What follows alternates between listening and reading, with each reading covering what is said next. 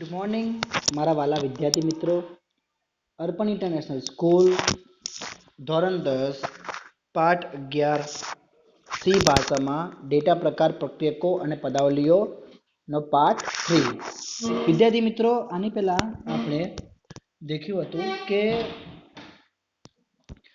આપણે દેખ્યા હતા કે ડિરાઇવ ડેટા ટાઈપ, એટલે ડિરાઇવ ડેટા ટાઈપની અંદર જ આ બધું આવે છે. એરે ને બધું આપણે ચલની કિંમતો દેખી હતી, વોઇડ ડેટા, ખાલી વિગતો, આ બધું આપણે દેખ્યું હતું. બરાબર. હવે આપણે વાત કરશું શેની? એરેની વાત કરશું. બરાબર. આપણે દેખ્યું હતું ડિરાઇવ ડેટા ટાઈપમાં કે એરે, સ્ટ્રક્ચર, યુનિયન અને પોઇન્ટર, આ બધી વસ્તુ અંદર હોય છે. બરાબર. તો ચલો તો દેખીએ આપણે એરે. બરાબર. તો સૌપ્રથમ એરે. તો દેખો વિદ્યાર્થી મિત્રો, એરે કોને કહેવાય છે? પહેલા તો કે એક સમાન લાક્ષણિકતા ધરાવતા ચલના, એક સમાન લાક્ષણિકતા ધરાવતા ચલના સમૂહને સમાવેશ કરતા ડેટાના બંધારણને એરે કહે છે. જો શું કહે છે કે ભાઈ એક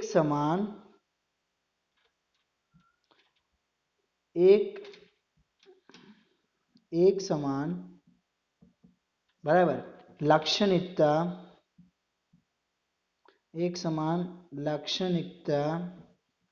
ધરાવતા ચલના સમૂહને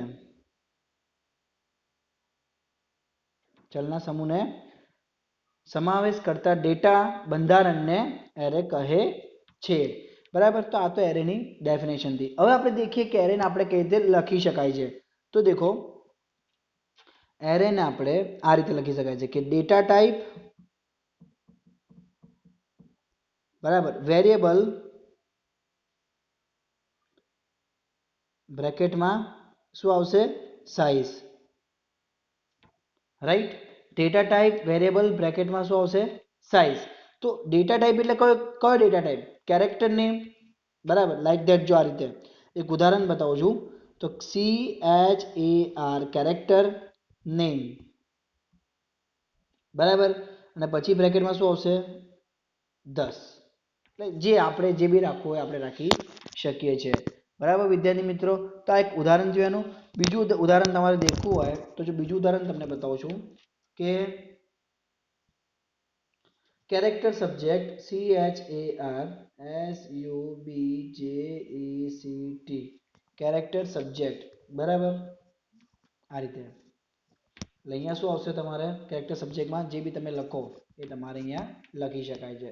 પછી આપણે નેમ 0, નેમ 1, નેમ 2, નેમ 3 એ આપણા પર ડિપેન્ડ કરે છે. બરાબર. કે આપણે કેટલા એના ચલના નામ દર્શાવવા છે. બરાબર. એરેને આપણે કેટલા નામ દર્શાવવા છે આપણને પછી ખબર પડે. યાની કે ભાઈ કોઈ બી પ્રોગ્રામ આપણે કરીએ ત્યારે આપણને ખબર પડે ભાઈ આટલાની આપણે જરૂર છે, ત્યારે આપણે આટલા લઈએ. બટ આપણે સામાન્ય રીતે વાત કરીએ તો ચલને એક સમયે માત્ર એક જ કિંમત સંગ્રહ માટે સક્ષમ હોય છે. બરાબર. દાખલા તરીકે અહીંયા હું એક જ કિંમત લખી શકું છું. બરાબર. હું અહીંયા 10-15 કિંમત એક સાથે ના લખી શકું. બરાબર. તો આ વાત આપણે કોની કરી? એરેની વાત કરી. હવે આપણે વાત કોની કરશું? ઓપરેટર અને એક્સપ્રેશનની આપણે વાત કરી. હવે ઓપરેટર અને એક્સપ્રેશન. તો દેખો, ઓપરેટર અને એક્સપ્રેશનમાં ઘણા બધા ઓપરેટર્સ છે. બરાબર. આપણે એક્સપ્રેશન પછીના વિડીયોમાં શીખશું. પણ ઓપરેટરની અગર આપણે વાત કરીએ છીએ તો ઘણા બધા ઓપરેટર્સ છે અને એ આપણે ઓપરેટર શીખી બી ગયા છે. બરાબર. તો દેખો, પહેલા કયું છે? ગાણિતિક પ્રક્રિયકો એટલે કે એરિથમેટિક ઓપરેટર. પછી નિરૂપક પ્રક્રિયકો એટલે કે assignment operator. Third one is સંબંધ સૂચક પ્રક્રિયકો એટલે કે રિલેશનલ ઓપરેટર. વધારા અને ઘટાડા સૂચક પ્રક્રિયકો એટલે કે ઇન્ક્રીમેન્ટ અને ડિક્રીમેન્ટ ઓપરેટર. શરતી પ્રક્રિયકો એટલે કે કંડિશનલ ઓપરેટર. તાર્કિક પ્રક્રિયકો એટલે કે લોજિકલ ઓપરેટર. બરાબર. પછી બીટવાઇઝ ઓપરેટર. પછી કઈ આવશે? બીટવાઇઝ ઓપરેટરો. અને પછી વિશિષ્ટ પ્રક્રિયકો એટલે કે સ્પેશિયલ ઓપરેટરો. દેખો, ઓપરેટર ફરતી બોલું છું. બરાબર. પહેલું કયું છે? ગાણિતિક પ્રક્રિયકો. પહેલું કયું છે? ગાણિતિક પ્રક્રિયકો. બરાબર. એટલે કે એરિથમેટિક ઓપરેટર. બીજું કયું છે? નિરૂપક પ્રક્રિયકો એટલે કે એસાઇનમેન્ટ ઓપરેટર. ત્રીજું કયું છે? સંબંધ સૂચક પ્રક્રિયકો એટલે કે રિલેશનલ ઓપરેટર. પછી કયું છે વધારા ઘટાડા સૂચક પ્રક્રિયકો એટલે કે ઇન્ક્રીમેન્ટ અને ડિક્રીમેન્ટ ઓપરેટર, પછી શરતી પ્રક્રિયકો એટલે કે કંડિશનલ ઓપરેટર, તાર્કિક પ્રક્રિયકો એટલે કે લોજિકલ ઓપરેટર, પછી બીટવાઇઝ પ્રક્રિયકો એટલે કે બીટવાઇઝ ઓપરેટર અને વિશિષ્ટ પ્રક્રિયકો એટલે કે સ્પેશિયલ ઓપરેટર. તો આ બધા ઓપરેટરો આપણે શીખવાના છે અને એક્સપ્રેશન બી આપણે શીખવાના છે. તો પહેલા આજે આપણે વિડીયોમાં એક ગાણિતિક ઓપરેટર અને એક નિરૂપક ઓપરેટર આપણે આજે શીખશું. બરાબર, તો ચલો આપણે દેખીએ કોની સાથે, મિતેશ સર સાથે. તો દેખો વિદ્યાર્થી મિત્રો, આપણે એરેથમેટિકની અગર આપણે વાત કરીએ છીએ, બરાબર, કોની આપણે એરેથમેટિકની આપણે અગર વાત કરીએ છીએ, તો એરેથમેટિકની અંદર પ્લસ માઇનસ મલ્ટીપ્લિકેશન ભાગાકાર અને શું કહેવાય ને પર્સન્ટેજ, બરાબર ને. તો આપણે આટલી વસ્તુ આની અંદર આપણે શીખવાની છે. બરાબર, તો એરેથમેટિક ઓપરેટરની અંદર તમને એટલું ખબર પડી કે આપણે શું શીખવાનું છે. બરાબર, જો સરવાળો, તો સરવાળો કોને કહેવાય છે, સરવાળો કોને કહેવાય કે બે સંખ્યાનો સરવાળો અથવા યુનરી ઘન. બરાબર, આપણે શું દિમાગમાં રાખવાનું, બે સંખ્યાઓનો સરવાળો. પછી માઇનસ એટલે કે બે સંખ્યાઓની બાદબાકી. પછી મલ્ટીપ્લિકેશન એટલે કે બે સંખ્યાનો ગુણાકાર. પછી ભાગાકાર એટલે કે બે સંખ્યાઓનો ભાગાકાર કરી ભાગફળ રૂપે પરિણામ. અને પર્સન્ટેજ એટલે બે સંખ્યાઓને ભાગાકાર કરી શેષ રૂપે પરિણામ. બરાબર, તો દેખો અહીંયા હું તમને એક નાનકડું એક એક્ઝામ્પલ બતાવું છું કે આપણે આ બધા કયા કહેવાય, આંકડાકીય ગણતરી કરવા માટે આપણે આ બધું આપણે યુઝ કરતા હોઈએ છીએ. બરાબર, તો આમાં આપણે લખવાનું કઈ રીતે છે પહેલા એ દેખીએ. બરાબર, તો તમને ખબર પડશે. તો ટોટલ કોસ્ટ,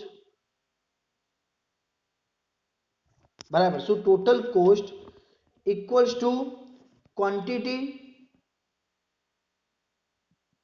બરાબર, મલ્ટીપ્લિકેશન બાય કોસ્ટ આઇટમ.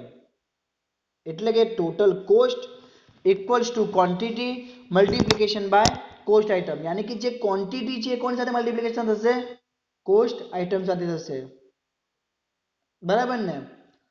તો જો આપણે અહીંયા શું લઈશું, પહેલા પૂર્ણાંક ગણતરી. બરાબર, પહેલા શું કરશું, પૂર્ણાંક ગણતરી, અને પછી આપણે શું કરશું, અપૂર્ણાંક ગણતરી.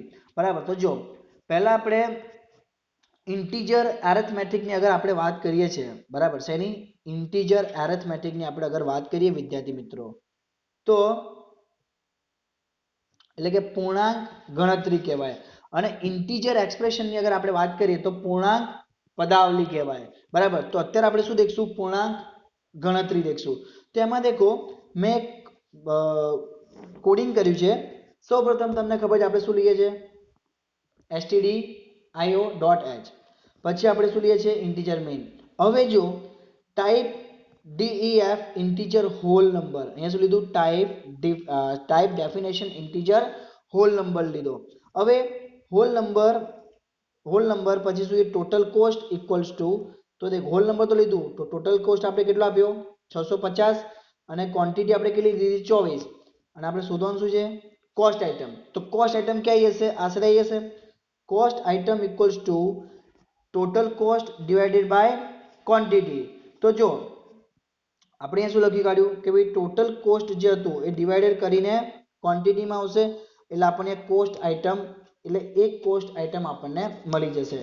તો printf cost of one item is percentage d/n/n. આપણે શું ફાઇન્ડ આઉટ કરવાનું હતું, કોસ્ટ આઇટમ. તો જો અહીંયા શું આવશે, કોસ્ટ આઇટમ, પછી રિટર્ન 0 વેલ્યુ. તમને ખબર છે આપણે રિટર્ન 0 કેમ લખીએ છીએ, પાછું આપણે બેક જવા માટે આપણે જગ્યા પર. તો ચાન્સીસ શું અહીંયા, તમે કોઈ બી તમે વેલ્યુ નાખો, અહીંયા 650 આપણે નાખી છે અને અહીંયા 24 નાખી છે, તમે કોઈ બીજી કોઈ વેલ્યુ નાખો. બરાબર, તમે જે પ્રમાણે તમે અહીંયા વેલ્યુ તમે દર્શાવશો કોસ્ટની અને ક્વોન્ટિટીની, એ પ્રમાણે અહીંયા તમને આન્સર બતાવશે.